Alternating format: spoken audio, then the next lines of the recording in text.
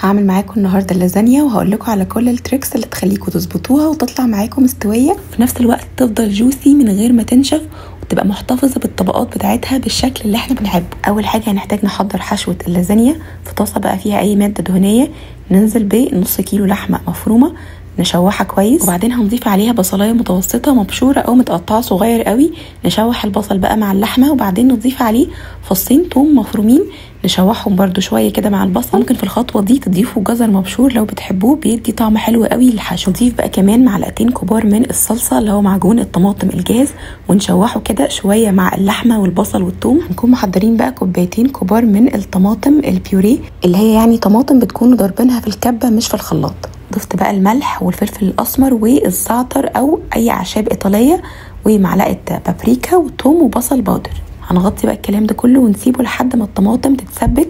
بعد ما تتسبك لو حسيتوا ان هي نشفت بنزودها حوالي نص كوبايه ميه. هنحضر بقى البشاميل، هنضيف قطعه زبده، وعلى فكره مش لازم نحط 50 كيلو زبده في البشاميل عشان يطلع حلو، ده كلام مش صح خالص وعن تجربه الطريقتين. ضفت بقى 6 معالق كبار من الدقيق، شوحتهم لحد يدوبك ما الدقيق لونه يصفر، وبعدين نبدا نضيف لبن. ضفت حوالي لتر لبن، وفي الخطوه دي بنوطي النار قوي او ممكن نقفلها ونبدا كده نقلب بسرعه اللبن مع الدقيق لحد ما يفك. بعدين بقى نضيف الجبن، اي جبن عندكم، ومكعب مرق الدجاج وده اختياري، وملح وفلفل اسمر، ونكمل بقى تقليب لحد ما كل حاجه تفك. وكخطوه بالنسبه لي اساسيه في البشاميل دايما لازم اديله ضربه بالهاند بلندر عشان يكون كريمي اكتر. جبت بقى صينيه يكون حجمها مش كبير عشان باكت اللازانيا يقضي ان انا نعمل منها كذا طبقه.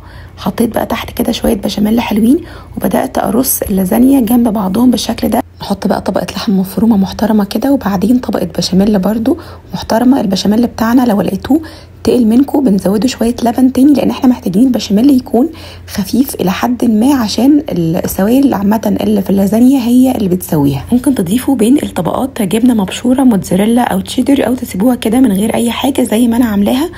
كررت بقى نفس عمليه الطبقات دي لحد ما عملت منها 3 طبقات. بعد ما عملنا 3 طبقات بينهم لحم مفرومه وبشاميل، نحط بقى طبقه اللازانيا الاخيره، وفوقيها بقى وش اللازانيا اللي هو بيكون بشاميل. بنحط كميه بشاميل كتيره ونحاول نخفف البشاميل شويه يعني يبقى خفيف، عشان ده اللي هيساعد ان اللازانيا تستوي. وش اللازانيا بقى اساسي فيه يكون فيه كميه جبن كبيره. بنضيف بقى كميه محترمه من الجبنه الموتزاريلا او التشيدر، بنلفها بقى بورق فويل كويس قوي، وندخلها على فرن درجه حرارته 180 ل 200 لمده 45 دقيقه لساعه. نحطها على الرف اللي في النص، وبعد 45 دقيقه بنطلعها وبنختبرها كده بالسكينه ونتاكد ان هي استوت. وبعدين ندخلها بقى تاني تحت الشوايه لمده 5 دقايق كده لحد ما الوش بتاعها يحمر.